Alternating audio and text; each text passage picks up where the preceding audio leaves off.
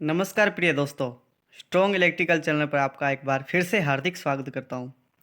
आज मैं उपस्थित हूं एनपीसीआईएल के कुछ मोस्ट इम्पोर्टेंट क्वेश्चन लेकर, जो प्रीवियस एग्जाम के अंदर पूछे गए हैं, उन्हीं के बारे में अपन आज चर्चा करने वाले हैं। तो दोस्तों, चैनल पर नए हैं, चैनल को सब्सक्राइब कर लें, बेल आइकन को प्रेस कर लें, ताकि इसी तरह की न्यूज़ नोटिफिकेशन आपको मैं वीडियो अपलोड करता हूं। और एमसीक्यू भी बहुत सारे चैनल पर अपलोड किए हुए हैं, तो एक बार उन्हें जाकर आप जरूर देखें। और इस वीडियो के डिस्क्रिप्शन में टेलीग्राम ग्रुप का लिंक मिल जाएगा, वहाँ पे आप मेरे टेलीग्राम ग्रुप पे जाके ज्वाइन हो जाइए, क्योंकि सभी तरह की न्यूज़ जो नोटिफिकेशन होती है वो मैं वीडियो बना नहीं सकता, इसी के लिए छोटी छोटी जो अपडेट होती है वो इसी भी टेलीग्राम चैनल पर मैं डालता रहता हूँ। तो चलिए दोस्तों, आज की इस वीडियो को शुरू करते हैं। मैंने सोचा, क्योंकि एनपीसीएल की अभी वैकेंसी आई थी, फॉर्म भरने भी स्टार्ट हो गए, ठीक है। तो एनपीएसएल की वैकेंसी है, तो रिसेंटली तो ऐसे सोचा मैंने कि क्योंकि उसकी प्रीवियस पेपर अपने चैनल पर अपलोड नहीं है, तो इसलिए ये प्रीवियस पेपर आज अपने पढ़ने जा रहे हैं। चैनल को, वीडियो को अंतिम तक जरूर देखना, आज कुछ ना कुछ नया सिखाकर जरूर जाने वाला हूं। तो चलिए दोस्तों, आज का जो पहला क्वेश्चन है उसके बारे में चर्चा कर लेते हैं अपन।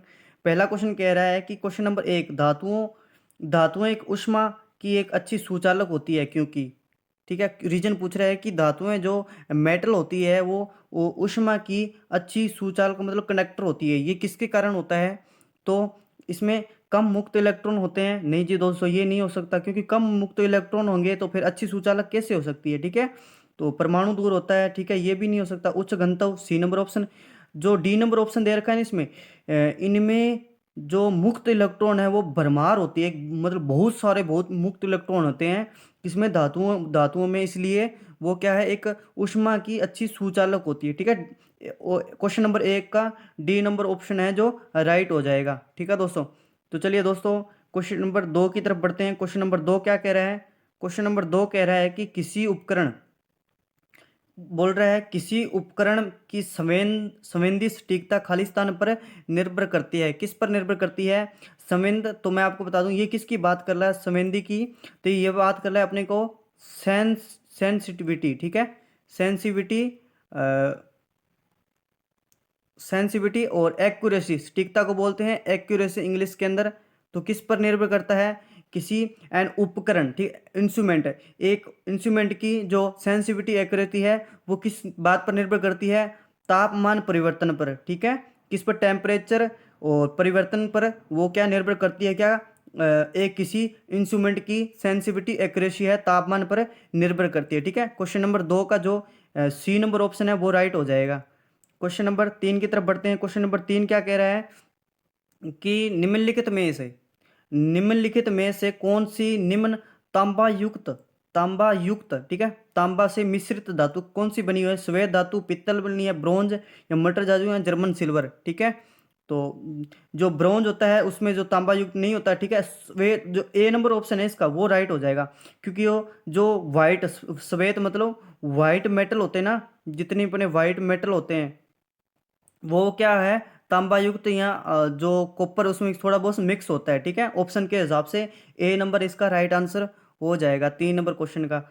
और क्वेश्चन नंबर 4 की तरफ बढ़ते हैं। क्वेश्चन नंबर 4 क्या कह रहा है कि निम्नलिखित में से कौन सा नियम, बहुत अच्छा क्वेश्चन है ये, निम्नलिखित में से कौन सा नियम यह बताता है कि द्रव की आसन्न परतों के बीच अरूपण और प्रतिबल दोनों परतों के बीच वेग प्रवणताओं के समानुपाती होता है? तो यह नियम, ये जो न्यूटन का नियम है ना, न्यूटन का संन्याता नियम है, वो इसी के बारे में चर्चा करता है, ठीक है। बोल सकते हैं अपने इसको कि न्यूटन न्यूटन संयता मतलब न्यूटन लॉ ऑफ विक्सोटी, ठीक है, संयता को बोलते हैं इंग्लिश में विक्सोटी, ठीक है, ये कुछ है, विक्सोटी इसको बोल सकते हैं। ये जो ये नियम बताता है वो क्या है, सेकंड बी नंबर इसका राइट आंसर हो जाएगा, ठीक है। इसके बारे में ये चर्चा करता है, जो न्यूटन का संयता नियम है, ठीक है। ये क्वेश्चन एग्जाम के अंदर पूछे गए हैं पिछली बार, प्रीवियस जितने भी एग्जाम हो गए ना, तो अपनी सीरीज चलाई है, कल 1 नंबर वीडियो है, तो वीडियो 2 नंबर जल्दी ही आ जाएगी।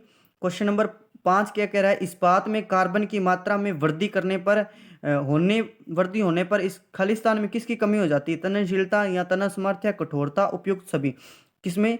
कार्बन, इस्पात में। इस्पात मतलब किसकी बात कर रहा है? ये स्टील की बात कर रहा है। अगर स्टील में अपने कार्बन की मात्रा में जो इसमें कार्बन मिलाते हैं थोड़ा बहुत, उसमें और ज़्यादा मिला जाए तो किसकी किसकी इसमें कमी हो जाएगी? कमी पूछ रहा है, किसकी कमी हो जाएगी? तो जो तननशीलता है ना, इसका राइट आंसर हो जाएगा कि तननशीलता किसको बोलते हैं, DUCTILI,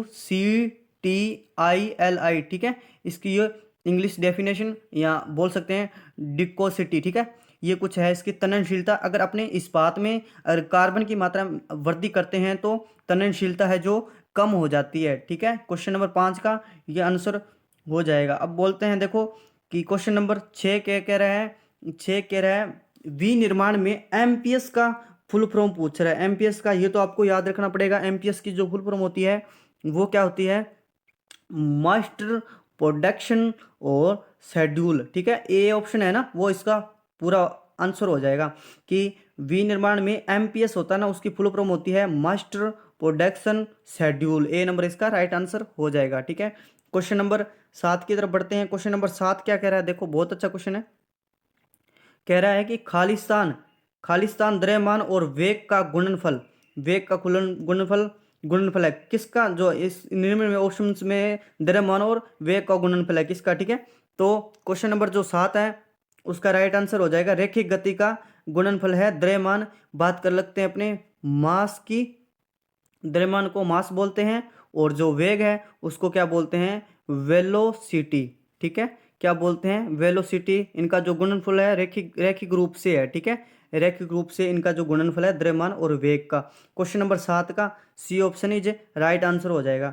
क्वेश्चन नंबर 8 की तरफ बढ़ते हैं। क्वेश्चन नंबर 8 क्या कह रहा है कि इनमें इनमें किस पदार्थ में कार्बन की सामग्री सबसे अधिक होती है। कार्बन की जो मात्रा होती है निम्न में से किस पदार्थ में, निम्न में से कौन से ऐसे पदार्थ है जिसमें सबसे अधिक कार्बन की मात्रा पाई जाती है, ठीक है।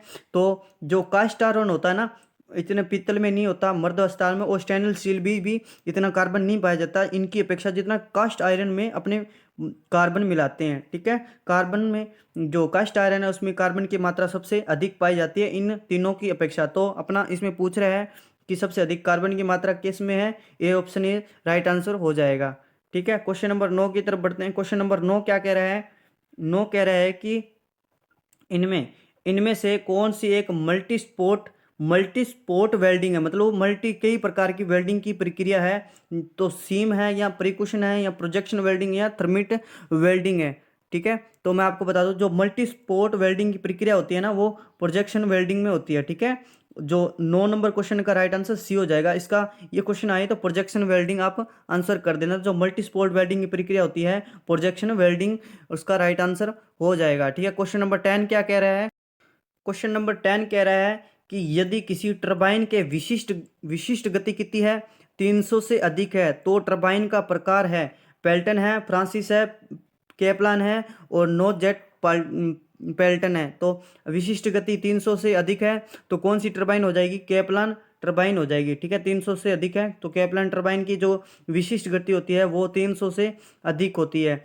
अब इन तीनों चारों जो टरबाइन है ना इनके बारे में मैंने बहुत बार चर्चा कर लिया है, इसलिए इस वीडियो में ज़्यादा टाइम नहीं लूँगा मैं, क्योंकि पिछली वीडियो में जाके देखो सभी के बारे में बताया है कौन सी हेड के लिए कौन सी टरबाइन लेती है, कितनी इसकी गति भी होती है। पिछली वीडियो में आप जरूर जाकर देख लें एक बार। चैनल पर बहुत सारी वीडियो ऐसे डाल चुकी है जिसमें सभी के बारे में चर्चा की, इसलिए मैं इसका जो आंसर भी बता रहा हूँ ऑलरेडी। निम्नलिखित में से किस मिश्र धातु में निकेल होता है, किस मिश्र धातु में निकेल होता है। तो देखो इनको इनकोलेन है ना, इनवार और जर्मन सिल्वर, इन तीनों में क्या है, किसका मिश्र होता है, निकिल का। इन तीनों भी निकिल मिलाया जाता है, ठीक है। अब एक ऑप्शन और आ जाए, कौन सा आ जाए, निकिल क्रोमियम आ जाए, नाइक्रोम आ जाए, ठीक है। क्या है, नाइक्रोम ऑप्शन आ जाए तो भी अपने को राइट करना होगा, क्योंकि निकिल प्लस क्रोमियम उसके अंदर भी होता है, निकिल प्लस क्रोमियम भी उसके अंदर होता है, ठीक है। क्वेश्चन नंबर 12 की तरफ बढ़ते हैं। क्वेश्चन नंबर 12 क्या कह रहा है कि इनमें से ठोस अवस्था में वेल्डिंग का एक प्रकार है। ठोस अवस्था में कौन सी वेल्डिंग की जाती है, ठीक है। ठोस अवस्था में कौन सी वेल्डिंग की जाती है, तो अल्ट्रानोसिक, जो ए नंबर ऑप्शन दे रहा है, अल्ट्रासोनिक वेल्डिंग होती है ना, वो हमेशा ठोस अवस्था में की जाती है, ठीक है। ठोस अवस्था का वेल्डिंग एक प्रकार है अल्ट्रासोनिक है, ठीक है। इन ये क्या है, ठोस नहीं है, ये नरम है, ठीक है, नरम सोल्डिंग है। और जो वेल्डिंग है वो अल्ट्रासोनिक है, ठीक है। ए नंबर ऑप्शन इसका राइट आंसर हो जाएगा। क्वेश्चन नंबर 13 की तरफ बढ़ते हैं। ये तो बहुत ही अच्छा आसान क्वेश्चन पूछ लिया इन्होंने कि 1 जूल किसके बराबर होता है, सभी को आता है न्यूटन मीटर। 1 न्यूटन मीटर के बराबर होता है क्या, 1 जूल। 1 जूल किसके बराबर होता है, 1 न्यूटन मीटर के बराबर होता है, या न्यूटन मीटर बोल सकते हैं, न्यूटन मीटर के बराबर हो सकता है, ठीक है। और क्वेश्चन नंबर 14 की तरफ बढ़ते हैं। क्वेश्चन नंबर देखो, एक फुल फॉर्म मतलब कि एनपीसीएल है वो फुल फॉर्म जरूर पूछेगा, ठीक है। लगभग एग्जाम के अंदर नई नई फुल फॉर्म में पूछता है। देखो पहले पहले पूछी थी किसकी, एमटीएस की पूछी थी ना शायद। तो आरटीडी देखो क्या बोल रहा है, रेजिस्टेंट टाइम डेपर, ठीक है। Resistance temperature detector, resistance temperature diode, radio of time difference. तो जो आरटीडी की जो फुल फॉर्म है वो है रेजिस्टेंस टेम्परेचर डिलेक्टर, ठीक है। क्या है, रेजिस्टेंस टेम्परेचर डिलेक्टर। बी नंबर इसका जो है राइट आंसर हो जाएगा, ठीक है। और क्वेश्चन नंबर 5 कह रहा है कि तार खींचने के कार्य के लिए, जब तार खींचते हैं उसके कार्य कार्य कार्य के लिए प्रयुक्त पदार्थ कैसा होना चाहिए, कठोर होना चाहिए। नहीं जी दोस्तों, कठोर नहीं होता, फिर तार खींचेंगे तो थोड़ा अपने को जोर लगेगा, थोड़ा सा हार्ड होगा, ठीक है। तो ये नहीं, स्पंदी नहीं हो, अगाधवर्ती नहीं हो जाती, होना चाहिए, ठीक है। होना चाहिए तननशीलता। तननशीलता वही अपने हैं, अपने पीछे पीछे पढ़ के आए थे, क्या है, ड्यूलाइटी, ठीक है। ये कुछ है ना, तननशील तार खींचते समय उस समय जो पदार्थ है वो तननशीलता होना चाहिए, कठोर कुछ नहीं होना चाहिए, ठीक है। सॉफ्ट होना चाहिए थोड़ा सा, क्योंकि अपने को ज़्यादा जोर भी ना लगे नहीं तार खींचते समय। क्वेश्चन नंबर 16 कह रहा है कि फेदोमीटर, कभी सुना है नाम फेदोमीटर, कि खालिस्तान किस सिद्धांत पर कार्य करता है। फेदोमीटर के बारे में बात कर रहा है ये। जो मैं आपको बता दूं, जो फेदोमीटर होता है वो क्या करता है, ध्वनि तरंगों के परावर्तन के सिद्धांत पर कार्य करता है। कौन, fathometer. Option number A is right answer हो जाएगा क्वेश्चन नंबर 16 का, कि फेदोमीटर है जो ध्वनि तरंगों के परावर्तन के सिद्धांत पर वर्क करता है, फेदोमीटर।